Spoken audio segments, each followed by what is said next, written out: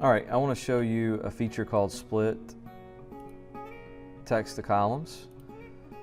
So for example, if you forgot to add in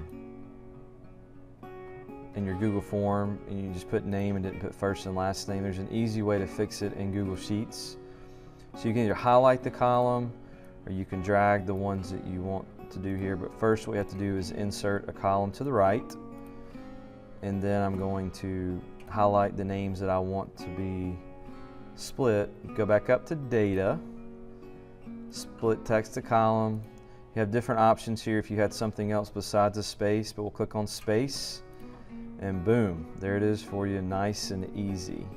And this way you can sort it easier, okay, and then obviously by period helps as well. Hopefully this helps.